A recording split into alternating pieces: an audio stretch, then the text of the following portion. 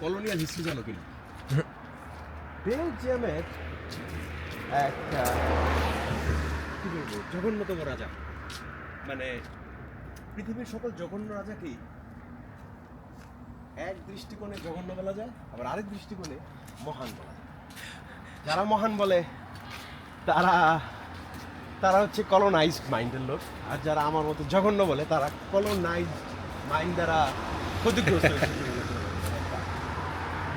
তো এর কি হলো, এর স্বপ্ন ফলো করে হচ্ছে ইংল্যান্ডের রাজা কি করতেছে, ইংল্যান্ডে ওরা কি করতেছে, এই ফলো করে ওরা দেখলো যে আরে ইংল্যান্ড তো দারুণ কলোনি সাজায় বসে ওই আমাদের ওইদিকে আরো বিভিন্ন দেশগুলিতে। ওর দেখা দেখি ও শালায় কলোনি শুরু করেছে এবং কঙ্গোরে ও টার্গেট করছে।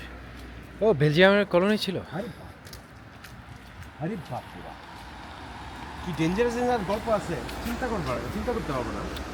ওস্টেন নামে একটা জায়গা আছে, সেখানে বেলজিয়ামের একমাত্র সি বিচ এরিয়া, এটা শহর। ওস্টেন্ডে একটা মূর্তি বানাইছে এই লিওপোল্ড, ওই বদমাইশ রাজার নামে। এই মূর্তি বানানোর, এই ভাস্কর্য বানাইছে যারা, তাদের হাত কেটে রাখা হয়েছে, মানে এরকম একটা ইয়াতে যে যারা এরকম আর না বানাতে পারে বা সামথিং, এরকম একটা কনসেপ্ট। এরকম জঘন্যতম রাজনীতি আছে।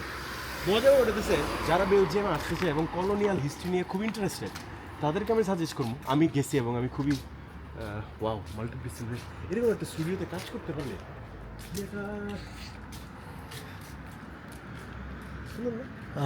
ইয়া শিশি পছন্দ করবে, এগুলো রুফটপ মারাত্মক পছন্দ করবে।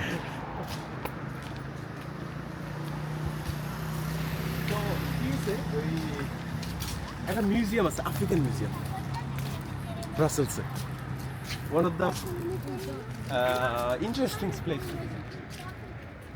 সেইখানে গিয়ে দেখবা কি সব নিদর্শন আছে, সব আফ্রিকার, মূলত কঙ্গো সব নিয়ে আসছে।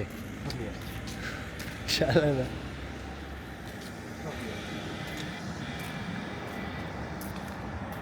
সামনে হচ্ছে পার্ক দুদেন,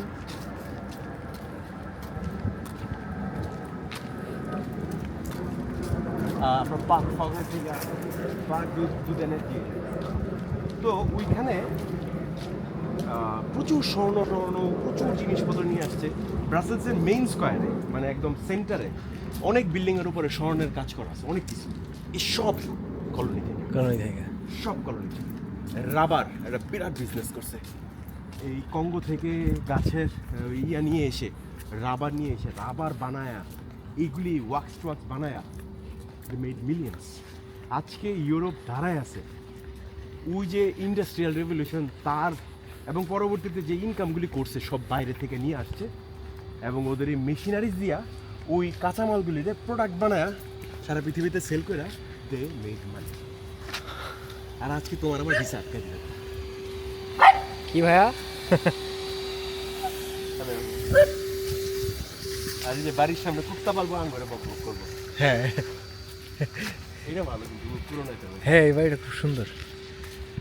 আমিও ওই যে প্যারিসে ছিলাম, একটা জায়গায় যাওয়ার পরে আমি ধরেন যে দেখাই পরে গুগল করলাম যে এটা কী, পরে একটা স্মৃতিস্তম্ভের মতো জায়গা, এবং ওই জায়গাটা হচ্ছে ওইখানে ওরা ইয়ে করতো, এক্সিকিউশন করতো, যুদ্ধ থেকে ফিরে আসা লোকজন আইনা পাবলিকলি সবাই ডাইকা মাইকা ওইখানে গলা টলা কাটতো, এরকম একটা জায়গা।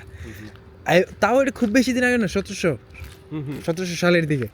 তা আমি অবাক হয়ে যাই মাঝে মধ্যে এখন ভাবলে যে এদের কিন্তু এখন অনেক দেশে কিন্তু মৃত্যুদণ্ড নিষিদ্ধ, মানে আপনি মানে ডেথ সেন্টেন্স দিতে পারবেন না। এবং ওরা তো মানবাধিকারের গুড ফেস হ্যান তেন। তা এরা এই মানে 100-200 বছর আগেও এত ব্রুটাল ছিল। এই চেঞ্জটা কেমনে কি হইলো, এটা মানে আমার কাছে একটা ক্যামোফ্লাক্স, মানে চেঞ্জটা চেঞ্জ না। মজার ব্যাপার এটাছে, আগে গলা কাটলে যা হইতো এখন ভিসা কেটে দিলে তা হয়ে যায়। সো ও তো তাই করতেছে। আমরা আসলে স্কেলিংটা দেখতেছি যে ওর এই রক্ত তো নাই আর, কিন্তু কান্না তো আছে কাইন্ড অফ, হ্যাঁ সিমিলার, মানে দুঃখ দুর্দশা এটা তো আছেই। মানে আর তাছাড়া সারা পৃথিবীর যে এই অর্গানাইজেশনগুলি তৈরি হয়েছে, যে জয়েন্ট অর্গানাইজেশন কয়েকটা দেশ মিলিটিলে, তো ওরা কি ছেড়ে দিবে এই জিনিসটা? আর তাছাড়া ওর শত্রু নাই, ও যদি একটা কাজ করে ওর পাশের দেশটা তোর শত্রু, এত বন্ধু না কিন্তু। এত যদি বন্ধু হইতো তাহলে তো ব্রেক্সিটই হতো না। এত যদি বন্ধু হইতো তাহলে তো সার্বিয়া বাইরে থাকতো না, বা ওই হ্যাঁ, সার্বিয়া তো বাইরে থাকার কথাই না ম্যাপে। আমি তো শুধু তাই না, ডিভাইড এসে হইতেছে West Europe, east Europe, middle Europe. এটা কি কোনো অফিস নাকি? আলাদা আলাদা কেন এই ইয়াতে এত বাজে অবস্থা কেন? হ্যাঁ, মঙ্গোলিয়ার একটা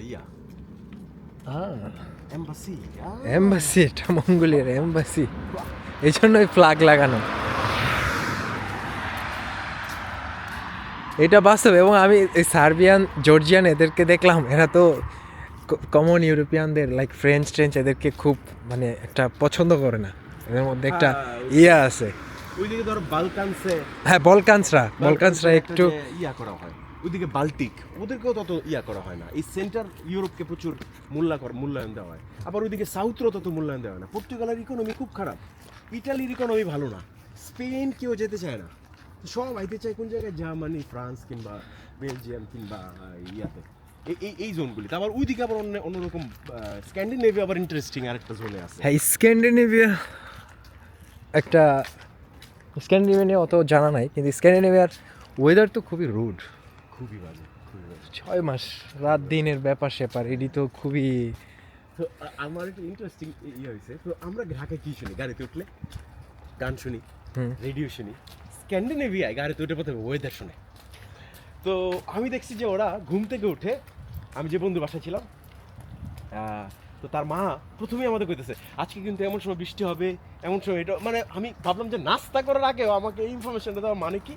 আমাদের বাংলাদেশে তো আমরা কখনো ইয়াটা নাই আর কি। তখন ধীরে ধীরে বুঝলাম যে জায়গার ওয়েদার এতটাই যে প্রস্তুতি তোমার প্রথমে ওয়েদার নিয়ে থাকতে হবে, তারপর তোমার বাকি যা করো আর খুশি। না করলে না করো, কিন্তু ওয়েদারটা তোমার জানে থাকতে হবে। ব্রাসেলসে কিন্তু আরেকটা খেতাব আছে, বাজে খেতাব। সেটা হচ্ছে one of the most depressing city.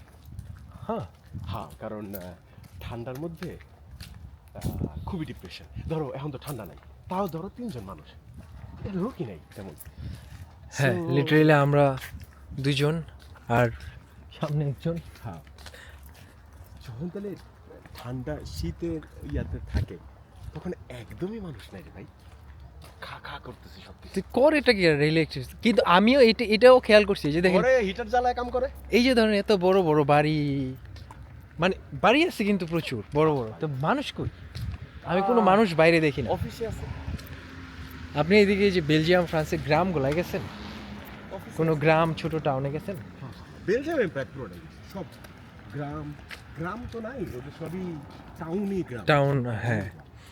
কারণ আমি ওই যে থেকে আসার পর, ফ্রান্স থেকে আসার সময় এই ট্রেনে করে যখন বাসে করে আসার সময় ছোট ছোট টাউন দেখছি আর কি। মানে দেখে বোঝা যায় যে ছোট টাউন আর সব ফিল্ড। আমার খুব ইন্টারেস্টিং লাগছে। না আমার কাছে আসলে আমার মনে হয় যে নাইমা যায় এই টাউনটাতে একটু থাইকা একটু ঘুরে টুরে পরে আবার চলে আসা যাইতো। তো আমরা এখন ঢুকবো পার্ক দু দেন। এইটাও রাজার তত্ত্বাবধান, এবং খুব বড় বড় দেখা যায়, পুলিশ দেখা যায় এই অঞ্চলে, যার বিশাল বড় ঘোড়ার মধ্যে চড়ে। এবং ওই ঘোড়ার সাউন্ড গাড়ির সাউন্ডের চেয়ে বেশি। ঘোড়ার টক টক, গাড়ির ফুস সাউন্ড চড়ে। মানে একদম সিরিয়াস, ঘোড়ার টক টকের এত সুন্দর সাউন্ড। আমি ইমিগ্রেশনে এবার যখন যাইতেছিলাম, তো ওই লোক আমার কার্ড দিয়ে, তুমি ফরেস্টে থাকো? আমি কই হ্যাঁ। তুমি কি আমাকে দেখছো? আমি তো ঘোড়া দিয়ে ঘুরি এখানে। আমি কই দেখো, আমি তো ঘোড়া অনেক দেখছি, কিন্তু তোমারে দেখছি কিনা শিওর না। তো দেখলাম যে খালি এই কথাটা আমার বুঝতে আসলে ছেড়ে দিচ্ছি।